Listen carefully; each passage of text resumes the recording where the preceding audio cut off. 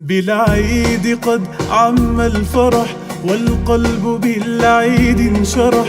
يا عيد أهلا مرحبا تأتي فتأتينا المنح. بالعيد قد عم الفرح والقلب بالعيد انشرح. يا عيد أهلا مرحبا تأتي فتأتي. السلام عليكم ورحمة الله وبركاته.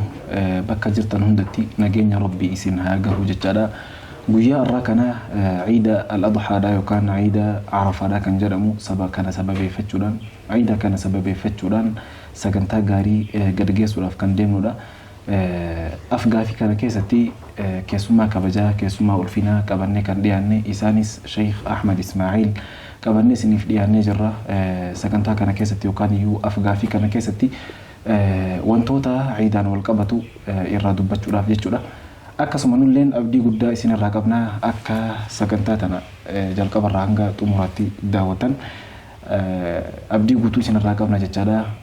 Asumaan niyyaa keenya rabbii ficha qulqulleeffannee itti seenna sheekha keenya gaarii bakka nagaan dhuftan. Barakallahu fikum isin bakka nagaan eeddanii. Jazakumullahu khairan. Ahsanallahu ilaykum. Egaa akkuma beekamu guyyaan ciidaa kuni guyyaa kabajamaadha, guyyaa guddifamaadha. Akka amantaa islaaminaatti illee qooda guddaa qaba. Maalummaa guyyaa ciidaa kanarraa akka gaafii jalqabaatti jechuudha osoo nuuf kaaftanii bareedaa natti fakkaata. Alhamdulillahi rabbil aalamiin. Alhamdulillahi hamdan kathiiran tayyiban mubarakan fiihi ala kulli haal. Hamdan yuwaafii ni'amahu wa yukaafi'u maziidah. والصلاة والسلام على سيدنا محمد من لا نبي بعده وعلى آله وصحبه. أما بعد إخواني في الله عيدكم سعيد كل عام وأنتم بخير. أكون بكم عيد الفطر في عيد الأضحى اللين أيانا كبجماع ويا قد فما مسلم توني وقدي كبجان الرأي guyyaa akkaan gammachuuti jechuudha. Eeddi lachuutu guyyaa akkaan gammachuuti, gammachuu muslimtootaati. Akkasuma guyyaan ciidaa kuni guyyaa guddaa mallattoolee amantaa islaamaa keessa. Kanaaf guyyaan kun akkuma jenne guyyaa gammachuuti. Gammachuu muslimaa jechuudha ibaadaa rabbii gaggeessee miindaa rabbiin isaaf baallama seene san abdachaa رحمة ربي خجيلا عام ربي خجيلاتي كان جمد مسلمني مياكم وصل التيمة ويا عيد الفطر كنا درا ون در سمالي باتي خواجمتو باتي رمضاناتي مسلمني سكيستي عبادة قدي سوما ربي سومني مين دا سوماسن ربي ناف كنا جدي أبدته عام ربي رحمة ربي خجيلتي ويا عيد الفطر كنا خيسة جمد يجو akkasuma Eidul Adhaanis guyyaan Eidul Adhaa guyyaa kurnaffaa baatii Zulhijjaati. Guyyaa kana dura maaltu dabra? Guyyaa sagalaffaa Zulhijjaadha guyyaa Arafaati jechuudha. Guyyaan Arafaa kun guyyaa akkaan guddaati. Guyyaa isa keessa muslimtoonni dirree Arafaa dhaabbatanii arkaana hajjii keessa arkaana akkaan guddaadha. Kan isa yoo hojjette hajjiin kee hajji dhaqqabattu hayoo inni sadabre hajjiin sadabartu akkaan guddaa kan keessatti hojjetan guyyaa sanitti aanummoo guyyaa gammachuu ta'e jechuudha. Guyyaa gammachuu guyyaa ciidaa ta'e isaan hajjii Arafaa dhaabbatan san qofaaf osoo hin taane muslimtoota addunyaa guutuurra jiraniif guyyaa guddaa ta'e inuutu guyyaan Eidul Adhaa kun guyyaa Eidul Fixr illee guyyaa guddaa ta'e argame jechuudha. Guyyaa kana keessa gammachuu keenya mul'isuudhaan guyyaa kana mallattoo diin keenyaa mallattoo amantii keenyaa waan ta'eef guyyaa kana keessa gammachuudhaan guyyaa kana kabajaadhaan dabarsuun barbaachisaadha jechuudha. Egaa akkuma dhageessan guyyoonni kun guyyaan ciida Arafaadha kun akkasuma sheekni keenya guyyaa ciida fixriitti illee nuuf kaasanii jiranii maal akka ta'e maalummaa isaa irraa nuuf tuqanii jiran jechuudha. Itti aanuudhaan immoo akkuma beekamu guyyaan kun eega guyyaa guddaa ta'ee akkasuma halkan ciidaa kun jechuudha. Kan sila borumti ciidaadha halkan kana maaltu dalaguun namarra barbaachisa waan jiru namoonni tokko gaafii itti ta'uudhaatu mala kanaaf gaa sheeka keenyarraa maal barbaanna halkan ciidaa kana kan silaa borumtiin ciidaa jechuudha maaltu barbaachisa maal dalaguutu barbaachisaa kan jedhu akka gaafitti siriif dhiyeessuu barbaadeeti. Hayyee halkan ciidaa kana wanti barbaachisu halkan ciidaa kana jiraachisuudha. Halkan ciidaa kana halkan guutullee yoo ta'u baate irra jireessa halkan ciidaa kana ibaadaa rabbiitiin jiraachisu ibaadaa rabbiitiin dabarsuun haalan barbaachisaadha. Maaliif akkuma guyyaan ciidaa guyyaa kabajamaa ayyaana jaalatamaa guyyaa guddifamaa ta'etti halkan illee halkan kabajamaa halkan guddifamaadha waan ta'eef halkan kana keessa gosoota ibaadaatiin halkan kana jiraachisuudhaan halkan kana dabarsuun baay'ee barbaachisaadha. Ergamaan rabbiifaan sallallahu alaihi wasallam akki jedhan man qaama laylatay al-ciidayni lam yamut qalbuhu yawma tamutul qulub. Namni halkan ciidaa lamaanii Iidul Fixrii fi Iidul Adhaa halkan kana lamaan namni jiraachise namni dhaabbatee ibaadaadhaan dabarse irra jireessa yeroo isaa jechuudha. Qalbiin isaa hin duutu guyyaa qalbiin namootaa duutu jedhan. Ulamaa irraa gariin ulamaa maal jedhan qalbiin duu jechuun qalbiin tun jaalala duniyaatiin booji'amu. Jaalala duniyaatiin booji'amtee qalbiin namaa ghaflaa daguu keessa galu ibaada rabbi irraa fagaachuu. Akkasuma halkan ciidaa kana halkan ciidaa Iidul Adhaa ta'us Iidul Fixrii ta'us halkan ciidaa kun halkan keessatti du'aa'iin mustajaaba du'aa'iin keessatti qeebalamuun ishii akkaan kajeelamu irrahe. Akkuma Imaamu Shaafi'ii radiyallahu anhu kitaaba isaanii keessatti jedhanitti akki jedhan warra nu dura dabre sahabotaa fi taabi'oota irraa illee nu gahee jira jedhan. Hayyoota keenyarraa nu gahee jira. Halkan keessatti du'aa'iin qeebalamuun isaa akkaan kajeelamu halkan 5 ta'uun.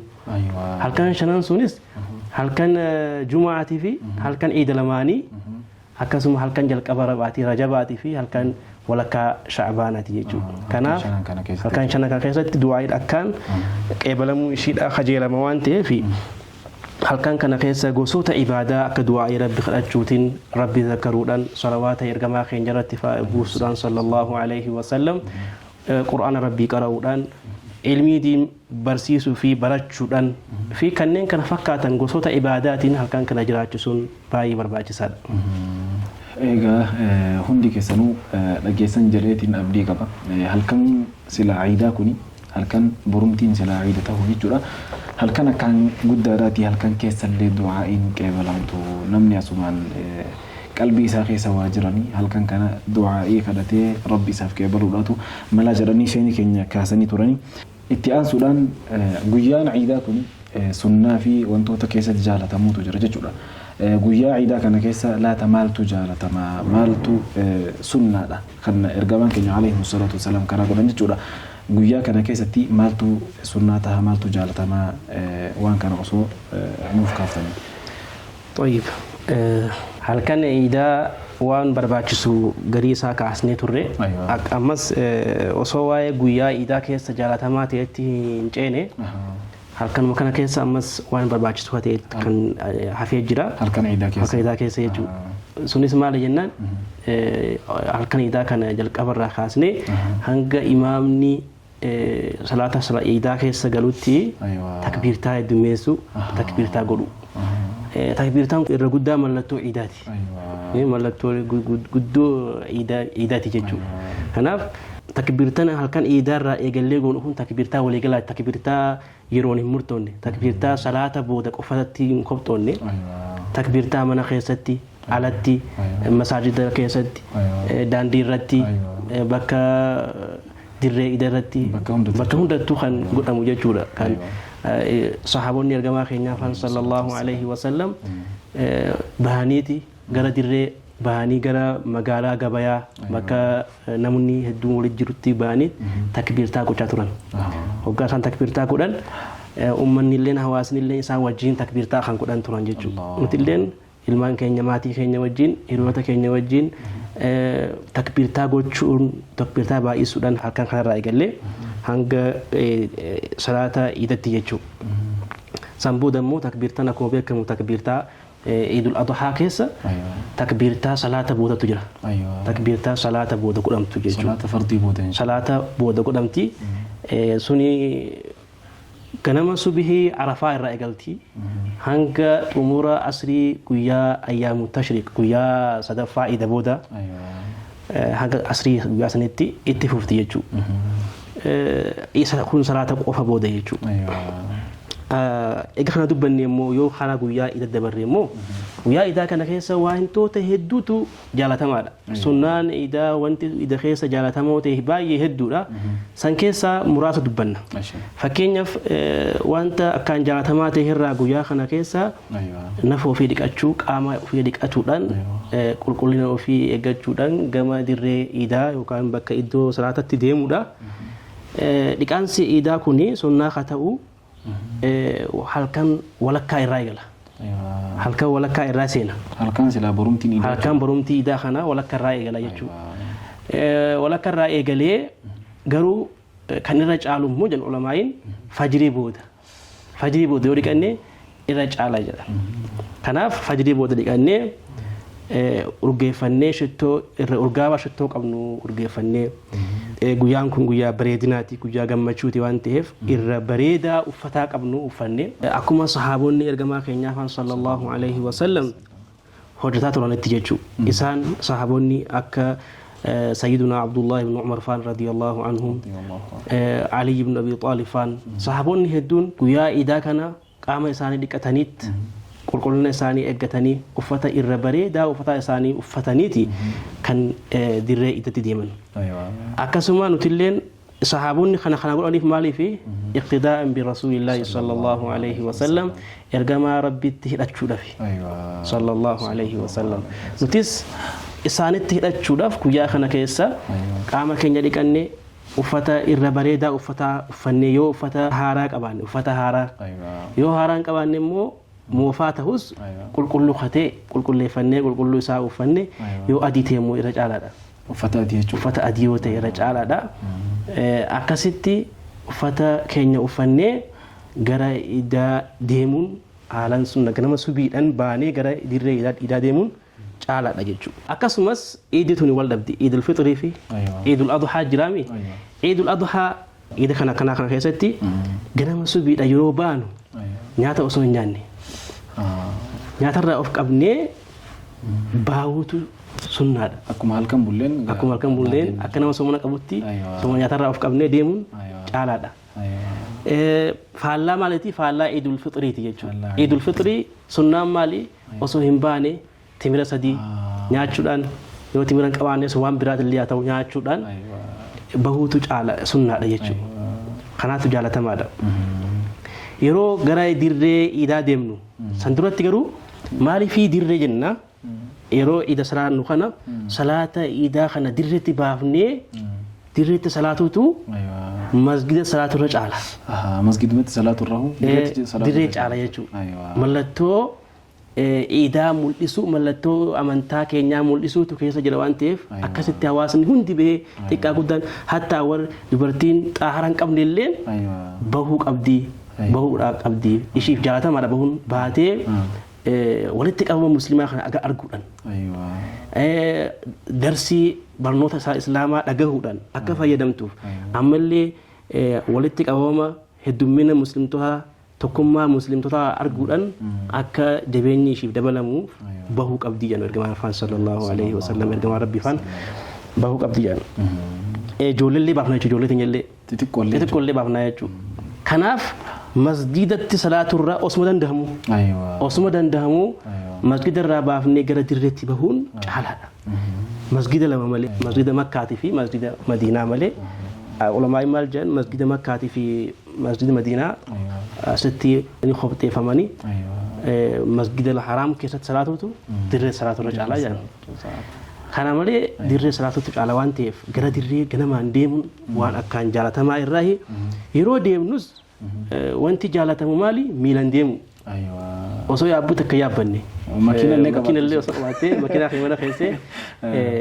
deemu jechuudha lafa deemu garuu yoo uzrii qabaattee yaabbatte rakkoon qabu garuu jaalatamaan yoo uzrii hin qabaanne maali lafa deemuudha jedhan ammas waan jaalatamaa irraa maali oggaa deemnu kana karaa iida deemnu kana karaa deemsa iidaa kan namaa gochuudha yeroo karaa ittiin deemnee dhaynee fi karaa ittiin gallu adda godhu إرجمان كن يفان صلى الله عليه وسلم كان إذا كان يوم العيد خالف الطريق وقاقوا يان عيداد وفي جان إرجمان كن يفان صلى الله عليه وسلم خراني سنة ديماني في ديماني تي سلاتني في خراني تي سانجلن الدجا والفعل سكراتني خرا أداقوا أنجتشو يرو ويا خنرات حكمة وان كان أوقات بطن علماء حكمة هدود بطن حكمان خرا أداقوا خنرا خيسة جرتو حكمة جرتو خيسة هذا أيوة خنسان تبتن كيسة تكثير مواضع العبادة بوتا عبادة دا إدوبو عبادة دا بكا عبادة الدميس جن أيوة خرا خانت اللي خرا خان اللي أكس جلن خنا في خرا ديمنو في خرا تنقلو أدى قدون سنة دا جالة ما دا جتشون أكسما أكستي ديمني dirree dhaynee iddoo saataa dhaynee hanga galatti isaanii eegaluutti takbiirtaa jennee takbiirtaa rabbi keenya zakkaraa eegasii wanti guyyaa kana keessa akkaan jaalatamu ammas salaata iidaati jechuudha. Salaata iidaa salaatuun sunnaadha waan akkaan jaalatamaati sunnaa keessaallee sunnaa mu'akkada sunnaa akkaan jabaati jechuudha. Inshaa Allahu ta'ala warra gartee waggaan deebi'ee salaata iidaa kana salaatee iida keenya kabajee sunnaalee baay'ee hojjetee rabbi isaanii gabbaru rabbi nu haa godhu inshaa Allahu ta'ala warra waggaa deebi'u rabbi nu haa godhu. Sheeka keenya kabajamaa baay'ee galateeffannaa wantoota hedduu jechuudha kan durti hin dhagahin amma hedduu kan dhageenyetu jira jechuudha. Akkasuma itti aansuudhaan waan takka ta'uu fi suni maali salaata ciidaarraa waan xiqqoon of kaasanii jiran salaanni ciidaa kun akkamiin gaggeeffama akkaataan inni itti gaggeeffamu akkamii isa jedhu gaafachuu barbaada. Ayyee barakallahu fiikum. Akkuma reefu dubbanne salaanni ciidaa sunnaa mu'akkada sunnaa jabaadha. Salaatni ciidaa kun akkamitti gaggeeffamaa akka jedhuu fi salaanni iidaa raka'aa lama. Raka'aa lama wanti isa adda godhu immoo raka'aa jalqabaa keessatti takbiirtaa al torba yookaan yeroo torba Allahu akbar tara torba yookaan al torba jedhama. Raka'aa lammaffaa keessatti immoo al shan yookaan yeroo shan Allahu akbar takbiirtaan kun jedhama jechuudha. yeroo takbiirtaa jennu kana ammoo takbiirtaa lama jidduutti zikrii jenna. Zikriin jedhamu kuni subhanallah walhamdulillah wala ilaha illallah wallahu akbar. Subhanallah walhamdulillah wala ilaha illallah wallahu akbar.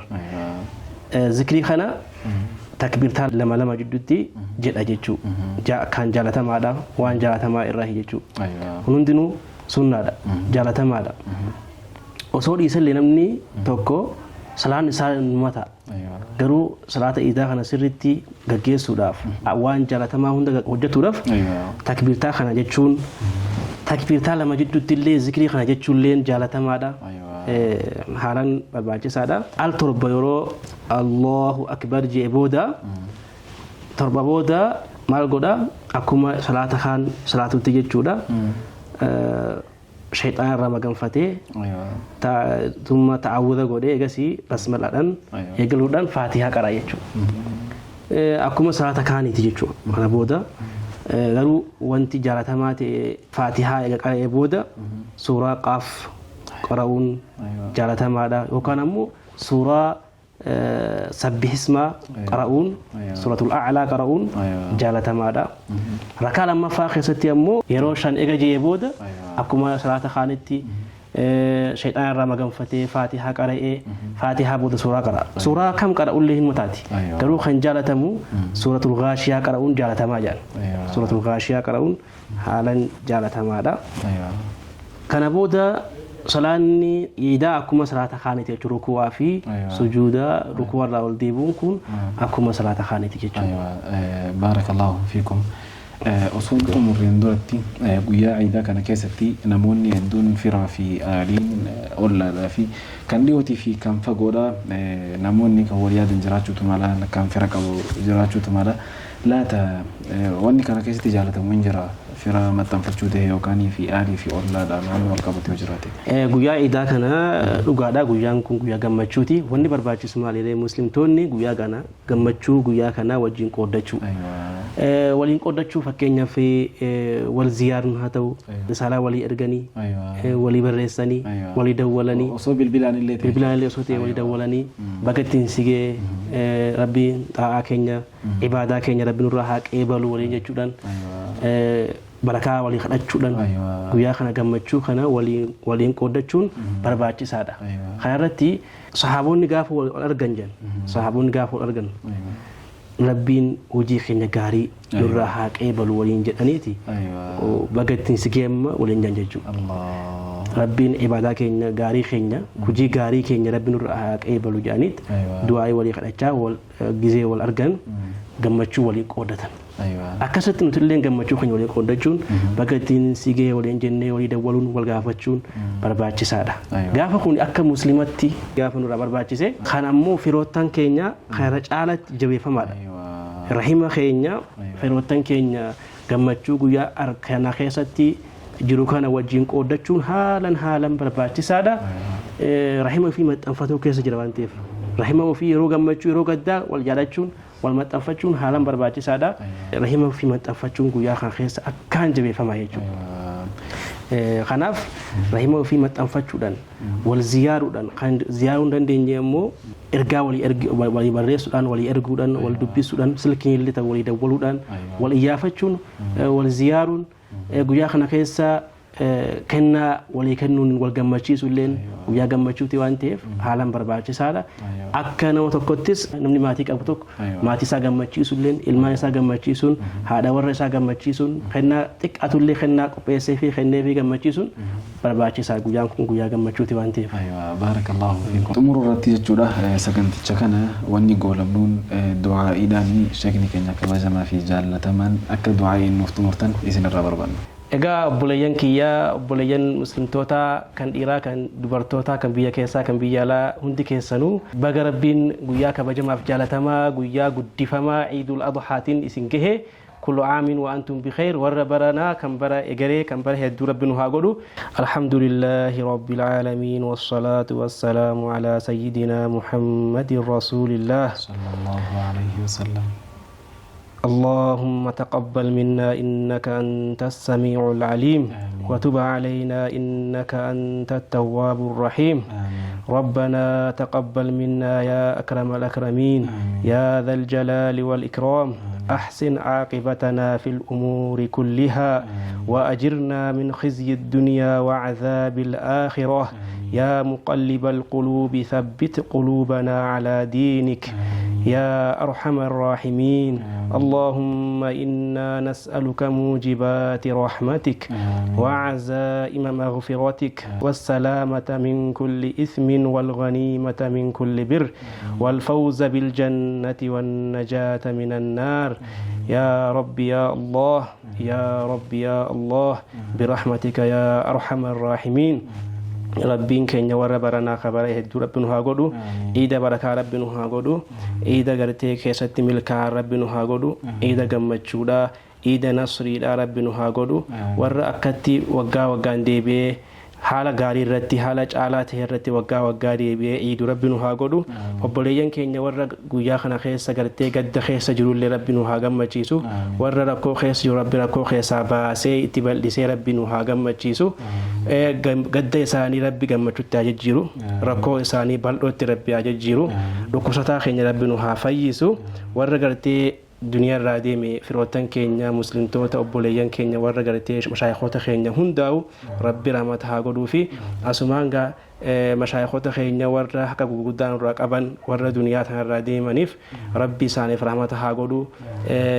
Jalqaba irratti sheekha keenya Sheekh Abdullah al-Hararii akkasuma Sheekh Nizaar Halabii fi mashaayikhoota keenya kan biraa kan duniyaa irraa deeman hundaa'u isaanii fi warra haqa nurraa qabu hundaaf faatihaa qaraana.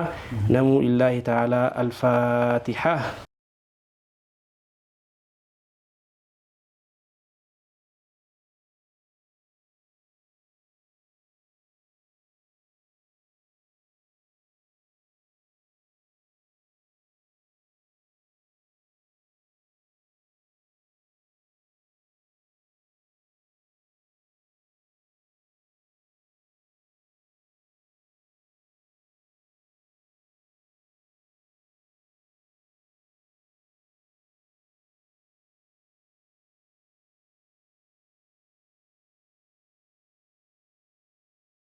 egaa xumura irratti baay'ee isin galatoomfanna sagantaa kana hanga asii nu wajjin turuu keessaniif galata guddaa nu biraa qabdan isiniin jechaadha asumaan anilleen ciida baranaa kan bare hegeree rabbi nuuf haa godhu bagatti geessan bagatti geenya isin jechuun barbaada ciida baranaa kan bare hedduudha rabbi nuuf haa godhu nagaatti tura. بالعيد قد عم الفرح والقلب بالعيد انشرح يا عيد أهلا مرحبا تأتي فتأتينا المنح بالعيد قد عم الفرح والقلب بالعيد انشرح يا عيد أهلا مرحبا